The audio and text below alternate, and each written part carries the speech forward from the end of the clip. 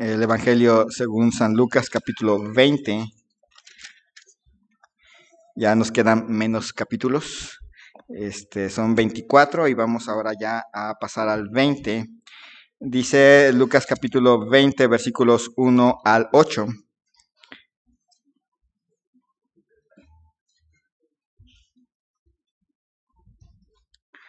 Dice, sucedió un día que enseñando Jesús al pueblo en el templo y anunciando el evangelio, llegaron los principales sacerdotes y los escribas con los ancianos y le hablaron diciendo, dinos, ¿con qué autoridad haces estas cosas? ¿O quién es el que te ha dado esta autoridad?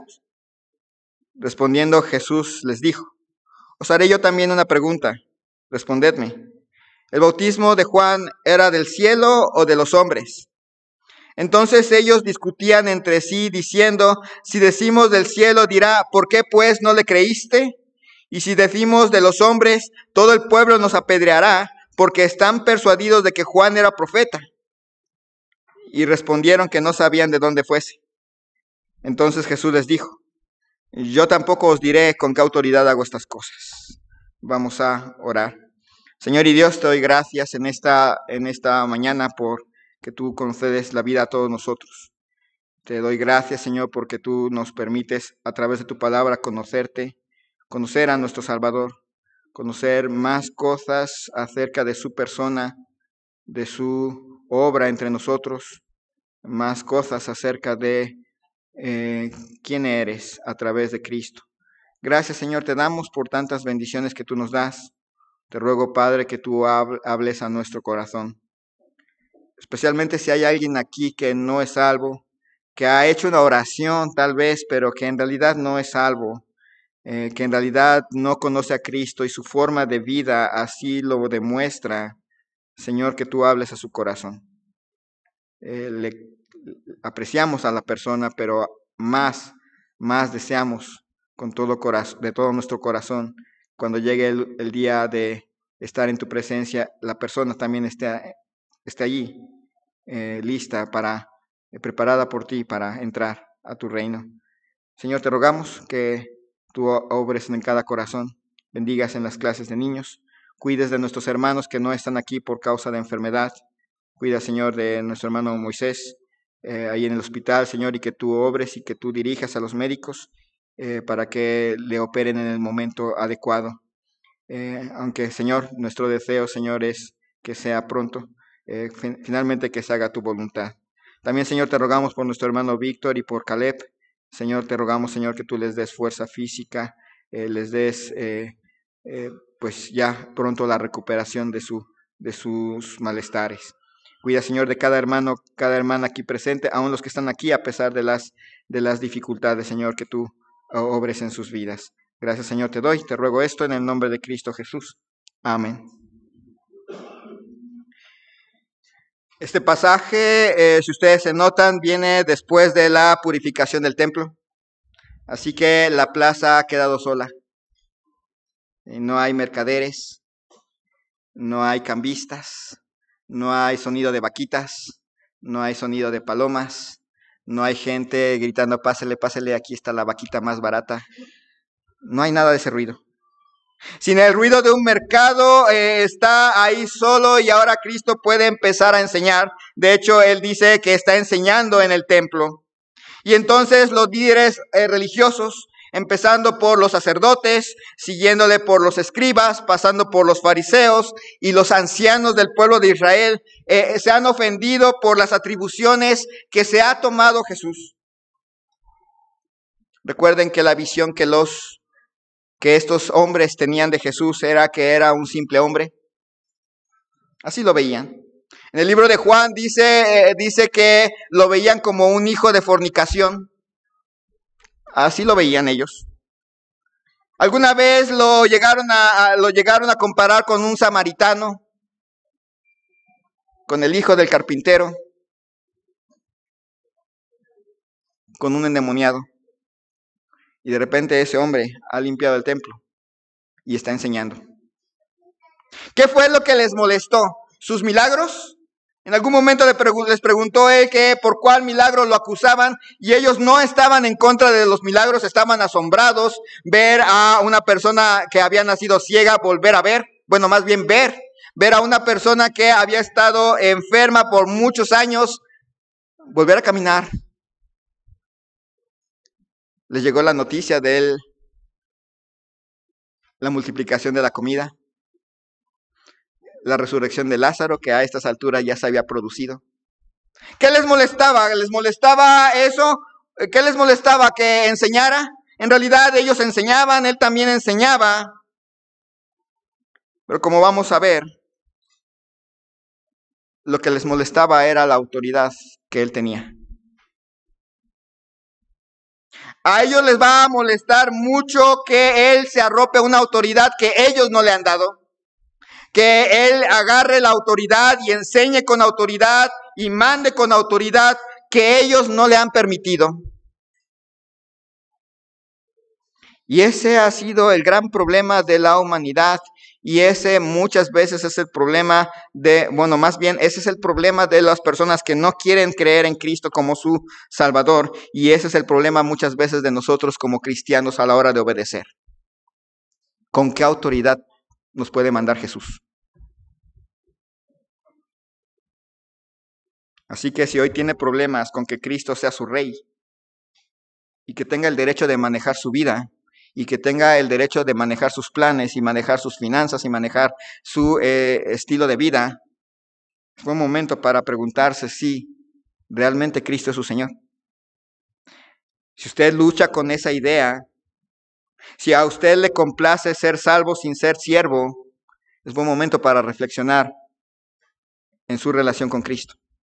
Para nosotros los que ya somos creyentes es un buen momento para recordar que tenemos un rey, un Señor que está por encima de todos, un Señor que es el único digno de recibir toda nuestra adoración, toda nuestra obediencia y nuestra completa lealtad, y que aunque a veces se nos olvida y se nos dificulta, como buenos siervos es buen momento para doblar rodillas y decir: Señor, perdóname, porque tú tienes toda la autoridad sobre mí y no siempre te sigo. ¿Con qué autoridad? Dice: sucedió un día que enseñando Jesús al pueblo en el templo y anunciando el evangelio, llegaron los principales sacerdotes y los escribas con los ancianos y le hablaron diciendo: dinos, ¿con qué autoridad haces estas cosas? ¿O quién es el que te ha dado esta autoridad? Empieza con esta pregunta: ¿con qué autoridad? Y es una buena pregunta para respondernos hoy. ¿Con qué autoridad? ¿Qué autoridad tiene Cristo para mandar? ¿Qué autoridad tiene Cristo para ser el rey? Mateo capítulo 7, versículos 28 y 29. Mateo capítulo 7.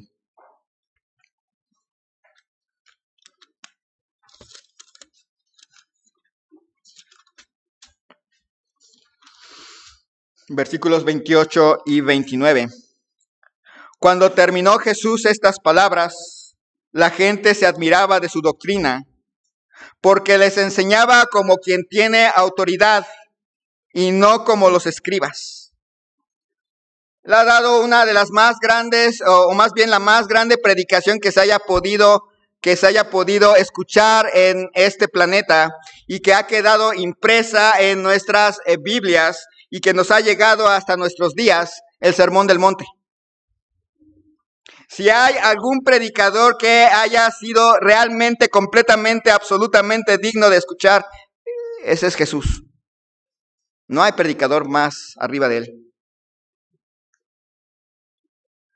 Todos los demás predicadores alguna vez tenemos que recordar que lo que les transmitimos es lo que el Señor ya dijo. Eso es todo. No podemos inventar nuestras propias predicaciones en cierta manera, no podemos inventarle significado a la Biblia, no podemos inventar curiosidades en la Biblia para convencerlos. Nuestra única responsabilidad es contarles y explicarles lo que Él ya ha dicho. Pero nuestro Señor Jesucristo no. Lo que Él decía por ser Dios, era palabra de Dios.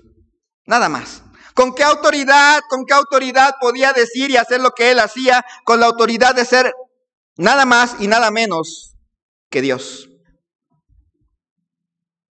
Nada más y nada menos. Porque Él tiene derecho a ser el rey de nuestra vida. Porque Él tiene el derecho a mandar a todas las personas que se arrepientan. Porque Él tiene derecho de ser creído. En el sentido de que le creamos a Él por el simple y sencillo hecho de que Él es autoridad en sí mismo. Agarrar los evangelios, escuchar sus palabras, leer sus palabras y pasarlas por alto es una desobediencia horrible.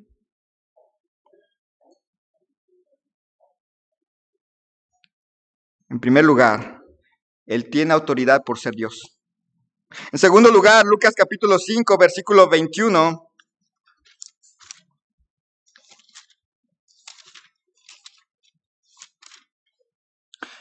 Lucas capítulo 5, versículo 21. Entonces los escribas y los fariseos comenzaron a cavilar diciendo: ¿quién es este que habla blasfemias? ¿Quién puede perdonar pecados sino solo Dios? Jesús entonces, conociendo los pensamientos de ellos, respondiendo les dijo: ¿qué caviláis en vuestros corazones? ¿Qué es más fácil decir: tus pecados te son perdonados, o decir: levántate y anda?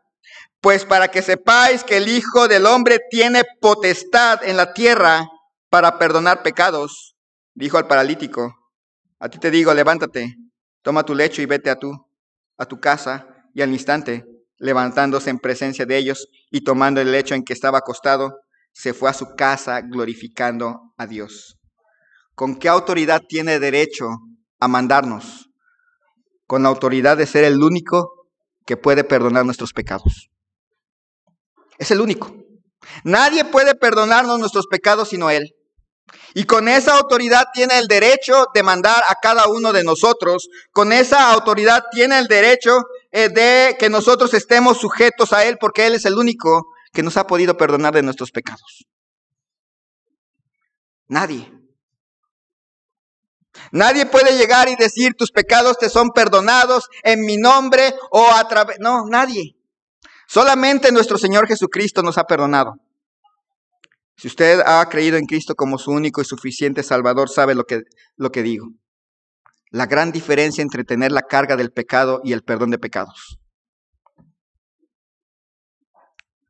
¿Por qué tiene derecho de ser el rey de nuestra vida? Porque Él nos perdonó. Porque Él es Dios y porque Él nos perdonó. Lucas capítulo 4, versículo 36, el capítulo anterior, Lucas 4, versículo 36, y estaban todos maravillados y hablaban unos a otros diciendo: ¿qué palabra es esta que con autoridad y poder manda a los espíritus inmundos y salen? Y su fama se difundía por todos los lugares de sus contornos. Una de las grandes cosas que vemos en los evangelios es como simplemente el Señor Jesucristo le ordenaba a un demonio salir de una persona y salía, sin el riesgo de que lo atacara. Él tiene ese poder. Él tenía y tiene el poder sobre las fuerzas del infierno. La gente le tiene miedo a esas fuerzas, pero hay un Dios y hay un Señor que es sobre todos ellos. Con una autoridad tenía para poder sanar, pero también para poder sacar a los demonios con esa autoridad. Él no tenía que decir: yo te conjuro en el nombre de, y empezar a hacer alguna oración y conjuro. Él simplemente decía: sal de ese hombre. Y salía. Así de simple. ¿Pueden ver su autoridad? Él tiene el poder simple y sencillamente para perdonar nuestros pecados. Él tiene el poder para liberarnos del mal. Él tiene ese poder. ¿Por qué Él merece ser nuestro rey? ¿Con qué autoridad tiene el derecho de ser nuestro rey? con la autoridad que le da el ser Dios mismo, con la autoridad que tiene para perdonar pecados y con la autoridad que tiene sobre las fuerzas del mal.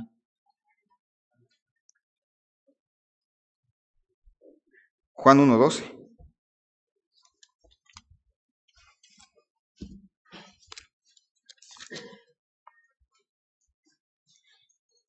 Mas a todos los que le recibieron, a los que creen en su nombre, les dio potestad de ser hechos hijos de Dios, los cuales no son engendrados de sangre, ni de voluntad de carne, ni de voluntad de varón, sino de Dios.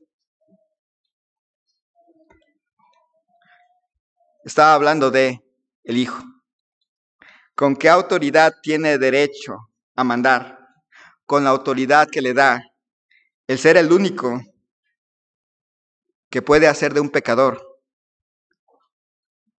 un hijo de Dios.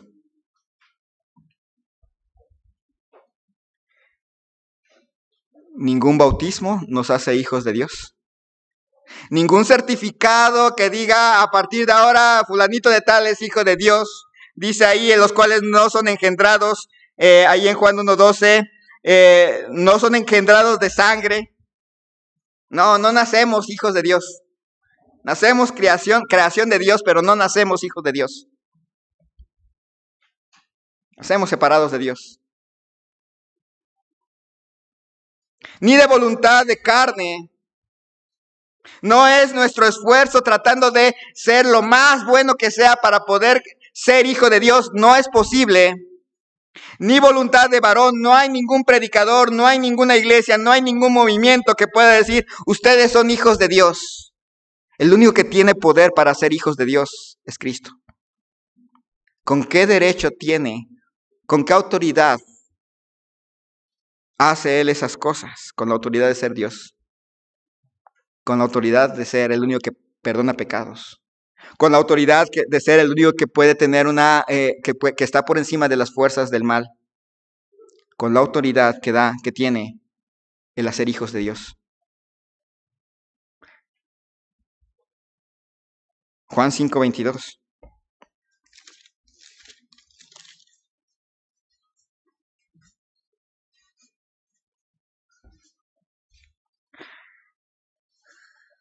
Hablando de la autoridad, dice, porque el Padre a nadie juzga, sino que todo el juicio dio al Hijo, para que todos honren al Hijo como honran al Padre. El que no honra al Hijo no honra al Padre al que le envió. Todo el juicio lo dio al Hijo. ¿Con qué autoridad tiene Cristo? ¿Con qué derecho puede mandarnos? ¿Con qué derecho puede regir? ¿Qué derecho tiene para regir nuestras vidas? ¿Qué derecho tiene para establecer sus planes sobre nosotros? ¿Qué derecho tiene Él para poder hacer lo que Él quiera con nosotros? El derecho que le da el ser el que va a juzgar. Ya sea en el tribunal de Cristo, o ya sea en el juicio del gran trono blanco, pero va a ser el Señor el que va a juzgar. No nos van a juzgar los hombres. La gente luego dice, a mí me importa poco lo que la gente diga. Y en realidad hasta cierto punto tienen razón. Pero no podemos ignorar que lo que sí importa es lo que Jesús diga de nosotros. Eso no se puede ignorar. No podemos ignorar lo que Él piensa, lo que Él dice, lo que Él cree de nosotros y que está plasmado en las Escrituras. No lo podemos ignorar. Porque un día eso va a hablar en nuestra contra. Un día vamos a rendir cuentas a Dios. Y Cristo va a ser el que nos va a juzgar. Así que si alguien dice, bueno, ¿con qué derecho tiene Cristo para gobernar mi vida? Ya me salvó, ya voy al cielo. ¿Con qué derecho tiene Él para establecer cuáles son mis metas? ¿Qué derecho tiene, cuáles deben ser mis gustos? ¿Qué derecho tiene Él para establecer en qué me divierto? El derecho de que Él es Dios. El derecho de que Él nos ha perdonado nuestros pecados. El derecho que le da el que nos ha librado de las fuerzas del infierno. El derecho que le da el habernos hecho hijos de Dios. El derecho que le da el que nos va a juzgar. Juan capítulo 10, versículo 18.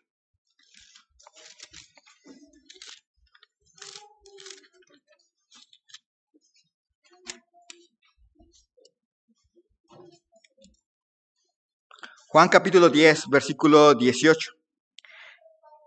Nadie me la quita, dice desde el 17. Por esto me ama el Padre, porque yo pongo mi vida para volverla a tomar. Nadie me la quita, sino que yo de mí mismo la pongo.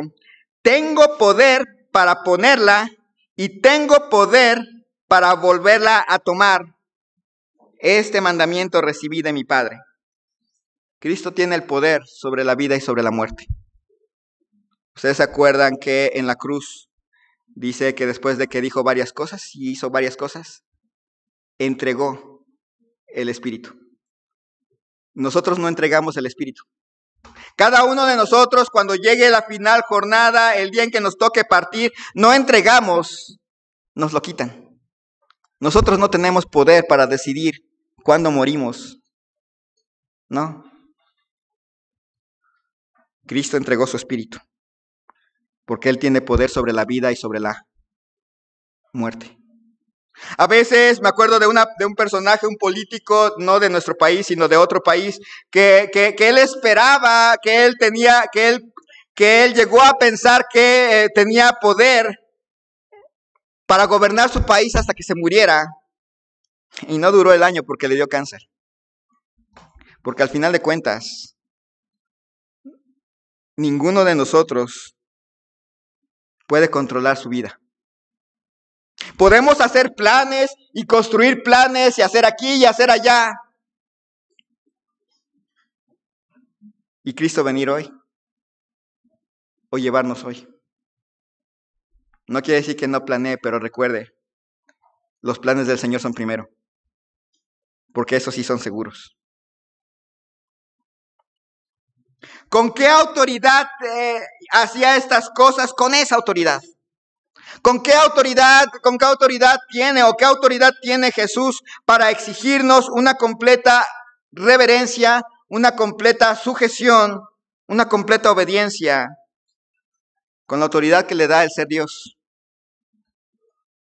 Con la autoridad de ser el que nos perdonó. Con la autoridad de ser el que nos libró de las fuerzas del infierno. Con la autoridad que tiene de habernos hecho sus hijos. Con la autoridad que tiene de que un día nos va a llamar a juicio. Y con la autoridad que Él tiene sobre nuestra vida y sobre nuestra muerte.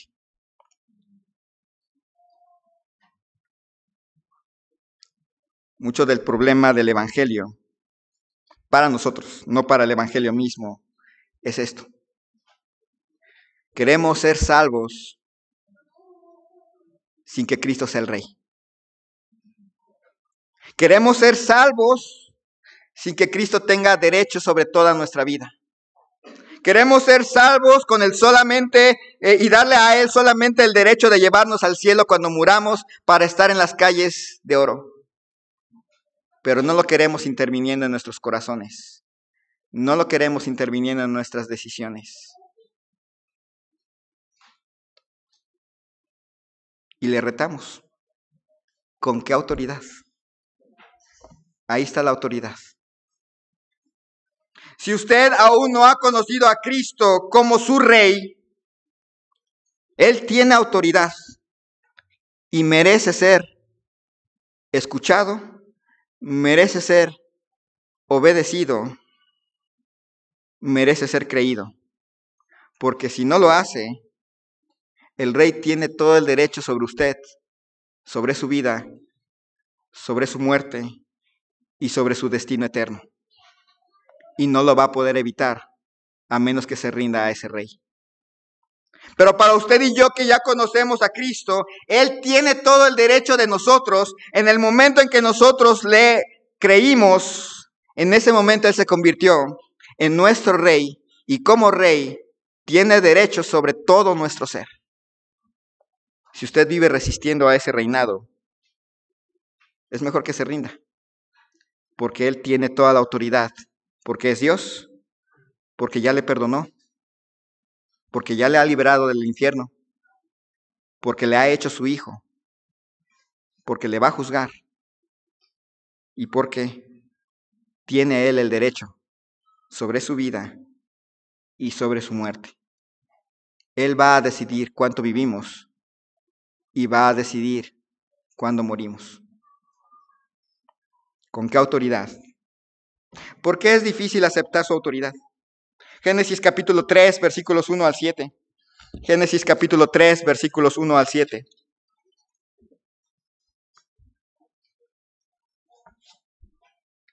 Dice así, Génesis 3, 1 al 7. Pero la serpiente era astuta más que todos los animales del campo que Jehová Dios había hecho, la cual dijo a la mujer: ¿con que Dios os ha dicho, no comáis de todo árbol del huerto? Y la mujer respondió a la serpiente: del fruto de los árboles del huerto podemos comer, pero del fruto del árbol que está en medio del huerto, dijo Dios: no comeréis de él, ni le tocaréis, para que no muráis. Entonces la serpiente dijo a la mujer: no moriréis, sino que sabe Dios que el día que comáis de él, serán abiertos vuestros ojos y seréis como Dios, sabiendo el bien y el mal. Y vio la mujer que el árbol era bueno para comer y que era agradable a los ojos y árbol codiciable para alcanzar la sabiduría, y tomó de su fruto y comió, y dio también a su marido, el cual comió así como ella. Entonces fueron abiertos los ojos de ambos y conocieron que estaban desnudos. Entonces cosieron hojas de higuera y se hicieron delantales. La primera vez que entra la tentación, la primera vez que el hombre cede, se convierte en el núcleo. De ahí en adelante, casi todas las cosas, o más bien todas las cosas malas que hacemos, tienen esa esencia. El diablo le dijo y engañó a Eva, y ahí estaba Adán, ¿se acuerdan? Diciéndole: y seréis como Dios. Y a partir de ahí, cada uno de nuestros pecados tienen esa esencia. Queremos ser los reyes de nuestra vida. Cuando nosotros mentimos, asumimos que tenemos el derecho de decir nuestra propia verdad.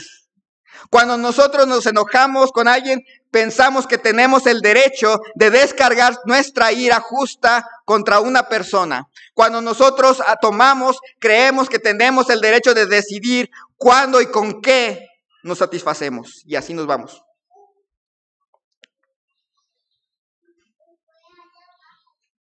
La esencia del pecado.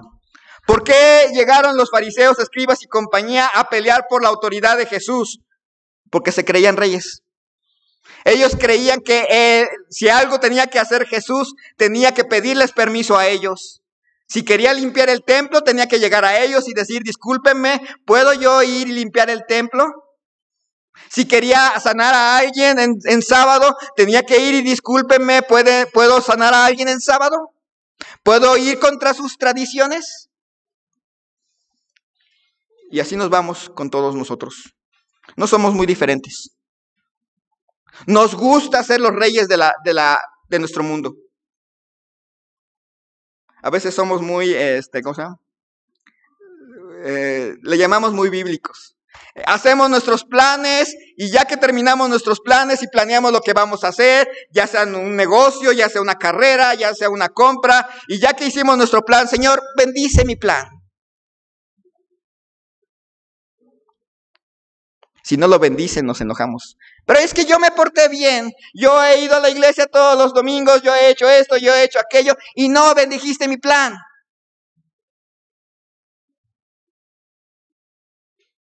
Nos gusta ser los reyes de la casa. Llevar la familia como nosotros queremos, llevar nuestras vidas como nosotros queremos. Hasta nos hacemos bastante, a veces, bíblicos, agarrando versículos fuera del contexto para justificar, todo lo puedo en Cristo que me fortalece. Y lo agarramos para todo. Nunca nos acercamos al Señor, pero todo lo podemos en Cristo que nos fortalece. Jehová es mi pastor, nada me faltará. Así que yo puedo exigir una gran televisión. Así que yo puedo tener esto, y exijo en el nombre del Señor. Es triste. Pero la esencia del pecado, querer ser como Dios, sigue. Génesis capítulo 6, versículo 5. Habían pasado ya varios siglos. Y dice: y vio Jehová que la maldad de los hombres era mucha en la tierra, y que todo designio de los pensamientos del corazón de ellos era de continuo, solamente el mal. Y la esencia del primer pecado pasó a todas las demás personas y cada una de las personas iba pensando en querer ser los reyes de su propia vida. Caín así actuó. Toda la generación que salió de Caín así actuó. Toda la gente que vivía antes del diluvio así vivía, casándose y dándose en casamiento, comiendo y bebiendo hasta que llegó el juicio.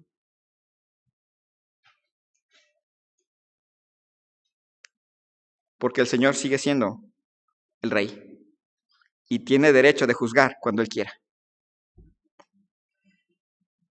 Romanos capítulo 10, versículo 21.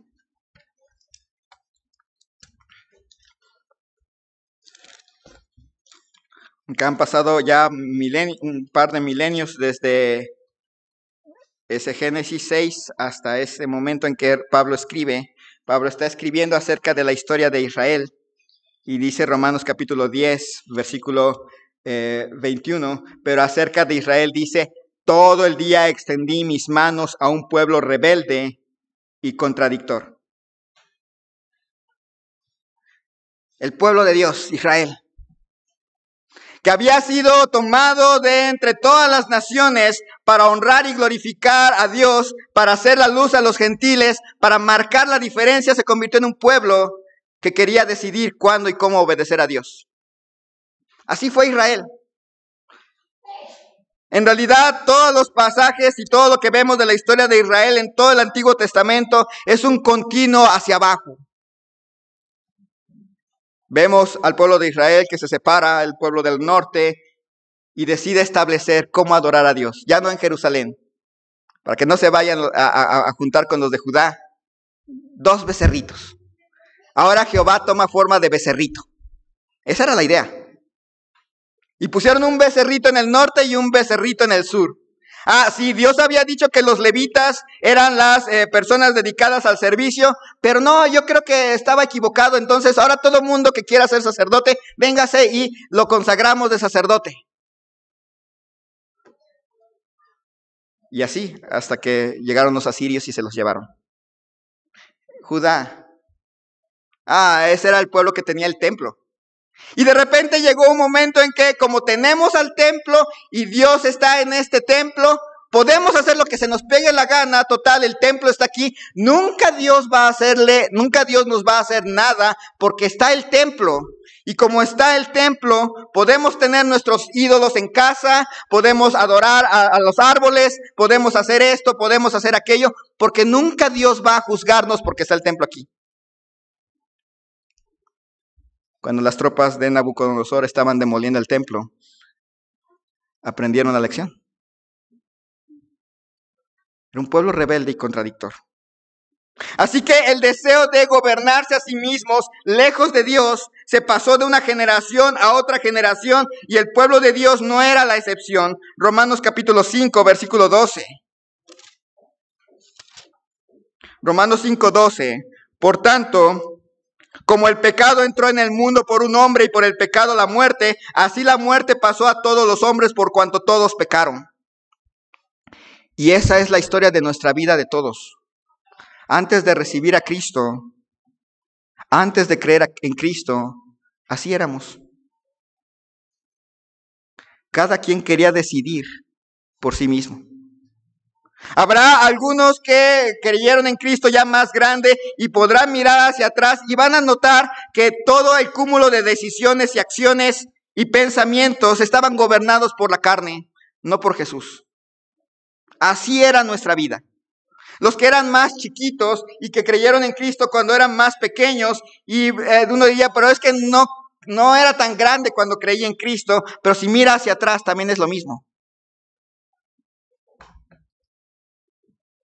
Y si usted es salvo, creo que sí va a notar la diferencia. Si usted hizo una oración, pero no hay diferencia entre quién gobierna su vida antes de Cristo y ahora. A lo mejor sí hay una diferencia entre cosas que hace, pero no en quién gobierna su vida, no en quién es el centro de sus decisiones, no en quién es el centro de sus metas, no en quién es el centro de su esperanza. No hay una diferencia, entonces ya puede ir pensando en que necesita al Salvador. Porque si usted ha recibido a Cristo, en mayor o menor medida sabemos quién es nuestro Rey, quién gobierna nuestros deseos, quién gobierna nuestros gustos, quién gobierna nuestros planes, quién gobierna nuestros pensamientos y nuestros corazones, en mayor o menor medida. Los sacerdotes, escribas, fariseos, ancianos, todos ellos se consideraban autoridades, pero no podían admitir la autoridad del Hijo, a pesar de las pruebas. Por eso llegaron, ¿y con qué autoridad? La resistencia verdadera al Evangelio radica ahí, en la cuestión de la autoridad. Han oído personas que dicen, yo no creo en Cristo, yo no quiero recibir a Cristo porque no me gusta que alguien me diga lo que tengo que hacer. Y no es que sea alguien. A la gente no le gusta recibir a Cristo cuando se le habla de que Cristo quiere ser el rey de su vida. Le gusta que le hablemos de Cristo para hablarle de la salvación y de que cuando usted muera va a ir al cielo y va a entrar en las calles de oro después de toda una vida de desastre aquí. Pero cuando les hablamos que recibir a Cristo es más que eso, ya no nos gusta. Ese es el problema que la gente tiene con el verdadero evangelio. Con el suavecito y falso es fácil, pero con el verdadero y el bíblico no. Porque significa un enorme cambio.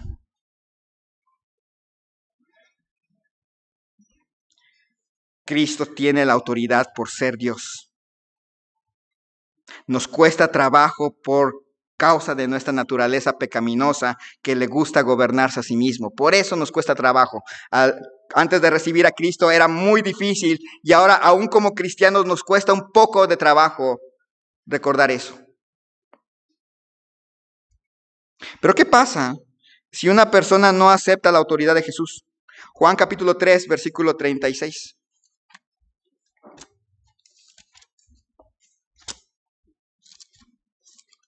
Juan capítulo 3, versículo 36. El que cree en el Hijo tiene vida eterna, pero el que rehúsa creer en el Hijo no verá la vida, sino que la ira de Dios está sobre él. ¿Qué pasa si una persona dice, no, yo nada más quiero que me salve, pero no quiero su autoridad sobre mí? No ha creído. Así de simple. Creer en el Hijo, noten que es el que cree en el Hijo. El que cree que Jesús es de la misma naturaleza que Dios y por lo tanto debe ser obedecido, tiene vida. Pero el que rehúsa creer que Jesús tiene autoridad sobre su vida, no va a ver la vida. La ira de Dios sigue. Ahí está y hay camino que al hombre le parece perfecto, pero su final es camino de muerte. Está ahí, según él, camino al cielo, pero con Cristo fuera de su mirada, con Cristo fuera de sus deseos, de sus pasiones, con Cristo fuera de el centro de su corazón. Va pensando que va al cielo, pero su final es camino de muerte. Romanos capítulo 10, versículos 8 al 10.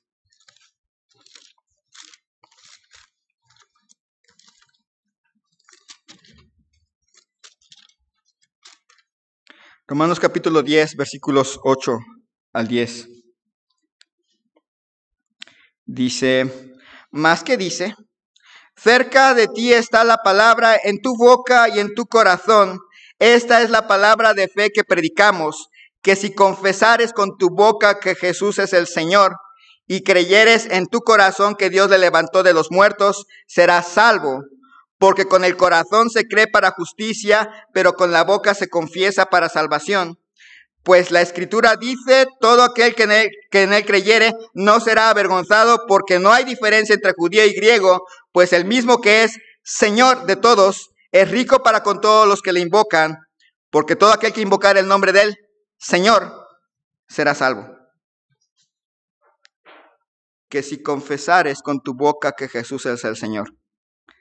Luego a veces evangelizando, les decimos, bueno, aquí este pasaje dice que si tú recibes a Cristo como tu Salvador personal y lo crees de todo corazón, vas a ser salvo.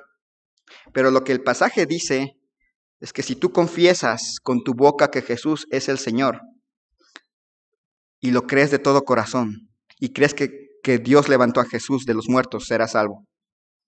¿Notan que sí hay una diferencia? Hay una enorme diferencia. Porque la gente nada más quiere a Jesús como su Salvador, pero no como su Señor. Y la salvación está en reconocer que Jesús es el Señor. No es un error de interpretación. Ahí está directo. Y está claro. No hay salvación sin señorío. ¿Por qué? Porque Él está haciendo un pacto de Señor con nosotros. En el sentido bíblico de la palabra y en el sentido antiguo que la gente podía entender. Cuando Él dice, yo soy ahora su Señor, ahora yo los protejo del mal, ahora yo los libro del infierno, ahora yo los ayudo en todas sus necesidades, ahora todas las cosas son para ustedes, ahora todo ayuda va bien para ustedes, porque yo soy su Señor. Pero si no soy su Señor, no hay nada de eso. No hay un pacto. No hay nada. Que si confesares con tu boca que Jesús es el Señor. ¿Qué pasa si no aceptamos que Cristo sea nuestro Señor? No hay salvación. Así de simple. No hay realmente salvación para aquella persona que dice, yo voy al cielo y hago lo que yo quiera aquí. No existe tal cosa. No se haga ilusiones. Sin embargo, el señorío de Cristo es precioso. Es lo mejor que nos pudiera pasar. Porque o es Él o somos nosotros. Y nosotros como señores somos muy malos. Mateo capítulo 21, versículo 27. Y de hecho es parte de lo que es la misma historia que leímos en Lucas. Mateo capítulo 21, versículo 27.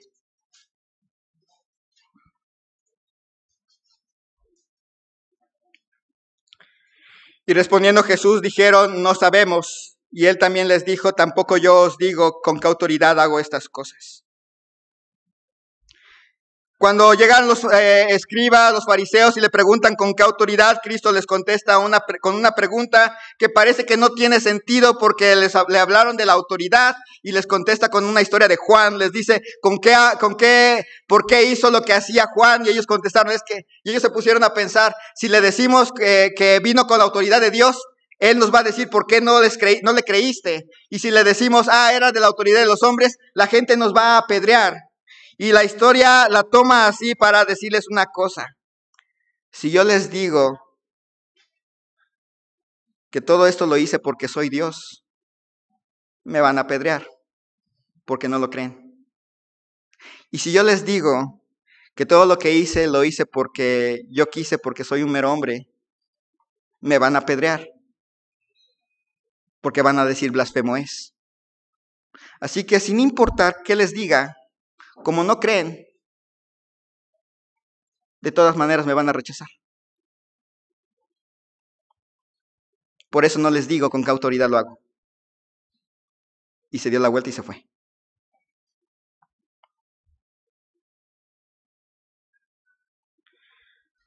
El que rehúsa aceptar la autoridad de Cristo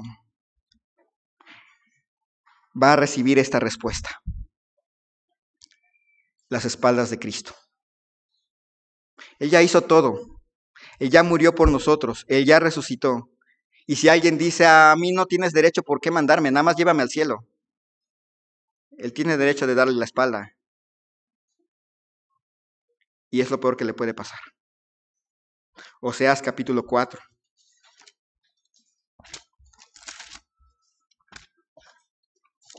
De los libros proféticos, profetas menores, el primero. Viene hablando de un pleito entre Dios con el reino del norte, con Israel. Y noten la sentencia final. Efraín es dado a ídolos. Déjalo.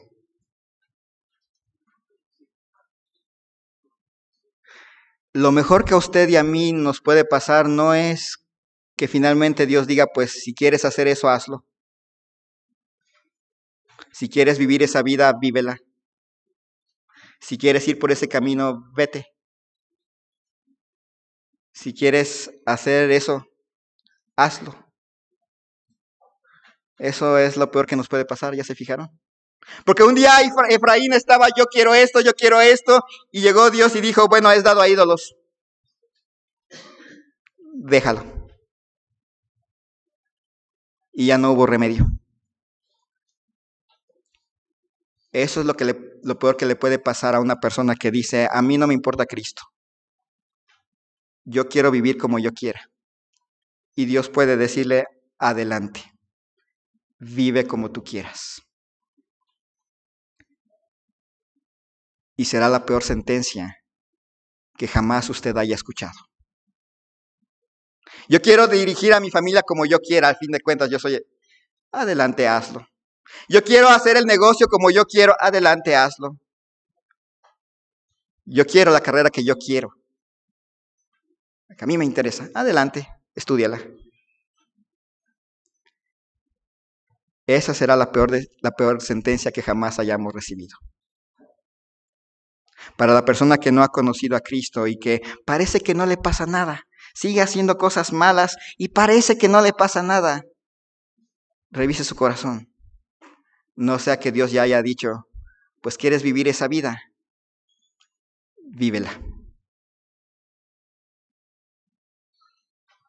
Vívela. Y el resultado va a ser desastroso. Para todos nosotros los creyentes.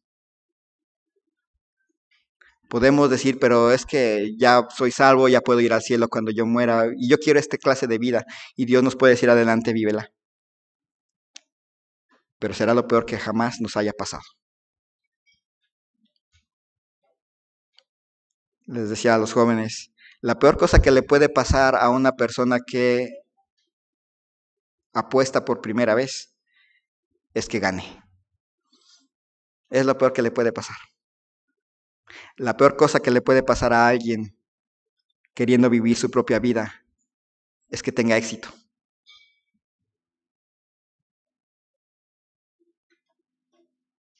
Porque va a pensar que Dios lo aprobó y no es cierto. La escena parece quedar inconclusa. Ya no vemos qué hicieron los fariseos, escribas y demás. Pero en realidad a partir de ahí les dio la espalda. Ya no hay señales para ellos. Ya no hay palabras para intentarlos convencer. Ya ellos ya decidieron rechazar a Cristo y ya Cristo decidió rechazarlos a ellos. Y ya no importa si hace esto o hace aquello, ellos ya lo decidieron. Y así pasa con muchas personas. No importa si cambiamos de música, no importa si viviéramos milagros grandiosos, no importa inclusive si hubiera un predicador más elocuente. Si alguien ha decidido rechazar a Cristo,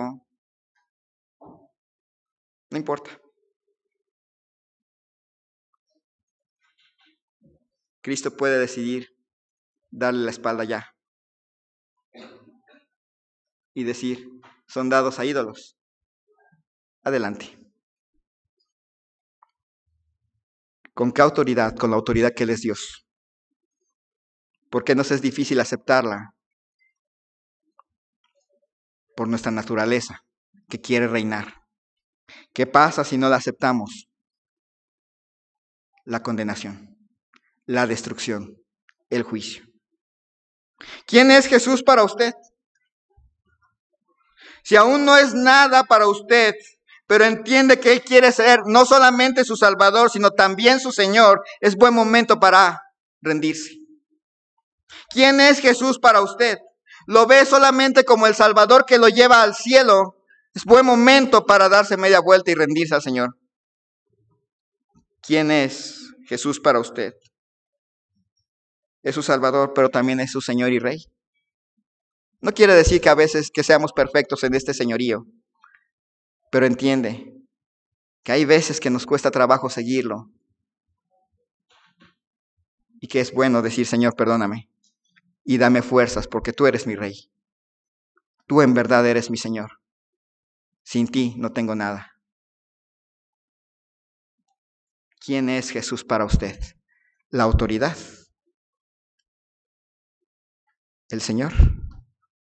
¿El Rey? Vamos a orar. Señor y Dios, te doy gracias en esta mañana, tarde, por las bendiciones que tú nos das. Gracias, Señor, porque sabemos que tú no nada más veniste para llevarnos al cielo al morir, también veniste para ser nuestro Rey. Moriste para que los que vivamos ya no vivamos para nosotros, sino para aquel que murió y resucitó. Veniste para que nosotros ya no vivamos, más que viva Cristo en nosotros. Veniste para que nosotros podamos menguar y tú crecer en nosotros. Veniste para ser nuestro Señor de vida, nuestro Señor y Rey. Pero nuestra naturaleza juega contra nosotros y contra ese precioso reinado en nuestras vidas. Queremos controlar todo. Nos cuesta trabajo soltar nuestra vida y dejar que tú, Señor, la controles.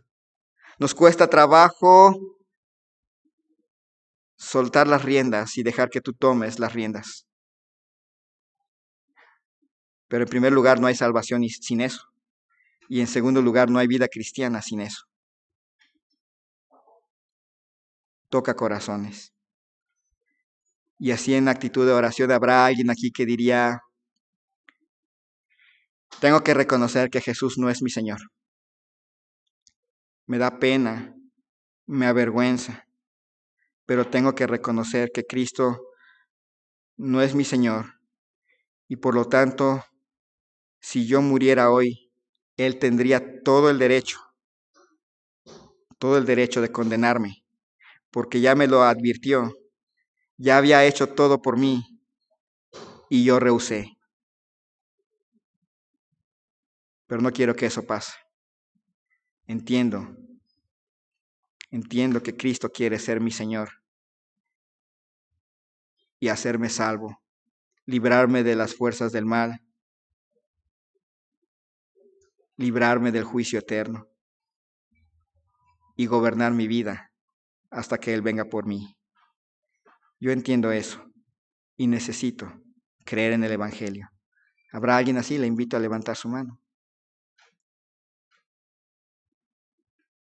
Hay una persona.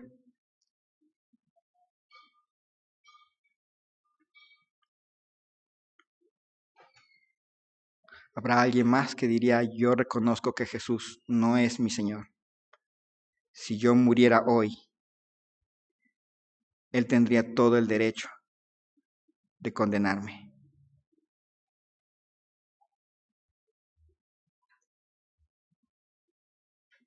¿Habrá alguien más?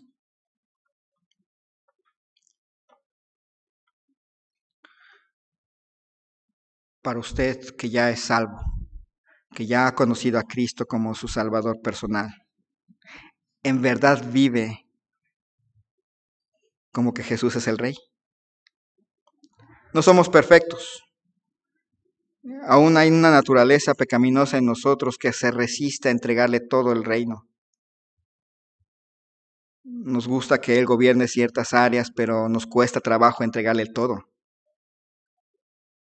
Pero cuando nosotros confesamos con nuestra boca que Jesús es el Señor, incluía todo. Incluía todo.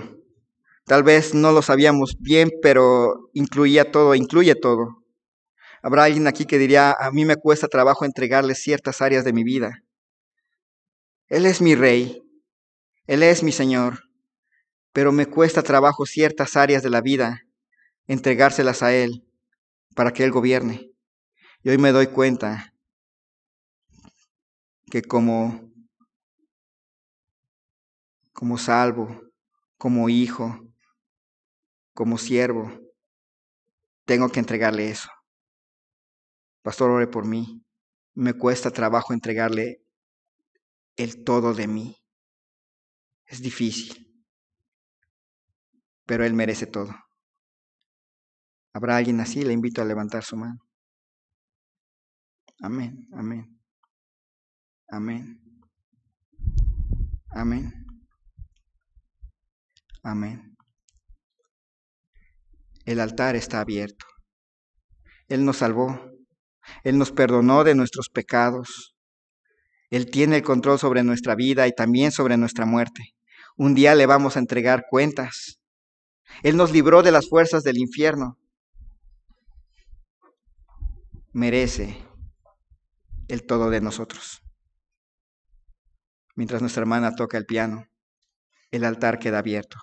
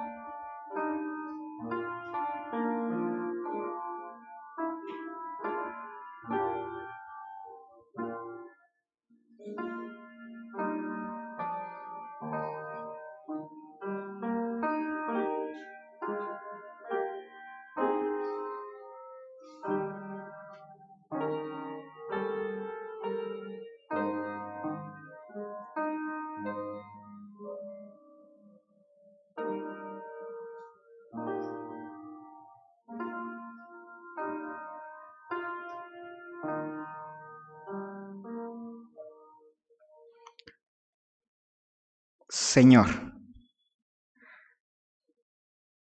te damos gracias por habernos salvado. Te damos gracias por haber entrado en pacto con nosotros, en un pacto incondicional. Te damos gracias por ese enorme sacrificio, pero también porque resucitaste. Te damos gracias, Señor, porque en Cristo tenemos la salvación, la libertad y aún maravilloso, Señor. No hay duda que tu señorío es lo mejor que nos puede pasar. El que tú gobiernes nuestra vida, no hay duda que es lo mejor. Nos cuesta trabajo porque somos carne, porque nos gusta retener, porque el orgullo ahí está y parece que nunca se va, porque nos da miedo el futuro. Señor, creemos, ayúdanos en nuestra incredulidad. Tú eres nuestro Señor, mereces nuestra completa obediencia, lealtad, gratitud. Mereces el todo de nosotros, porque fuimos comprados por precio, porque te pertenecemos. Señor, si hay alguien aquí que aún no está en Cristo Jesús, que tú toques su corazón, porque si tú no eres su rey, entonces otro es su rey, y ese otro no le ama, no quiere lo mejor, lo quiere ver destruido. Toca su corazón, porque también lo peor que le puede pasar es que un día tú, Señor, decidas haber agotado la oportunidad. Y serías justo, y aún así seguirías siendo bueno. Y para nosotros, Señor, tus hijos, ayúdanos a recordar que confesamos con nuestra boca que tú eras nuestro Señor. Y lo creímos. Y así es. Ahora ayúdanos a vivir ese señorío con el mayor gozo, gusto y confianza. Llévanos con bien a nuestros hogares, que podamos regresar al terminar esta tarde, honrarte y glorificarte durante el día y siempre. Te lo ruego en el nombre de Cristo Jesús. Amén. Que el Señor les bendiga grandemente. Primero Dios, nos vemos en la tarde. Dios les bendiga.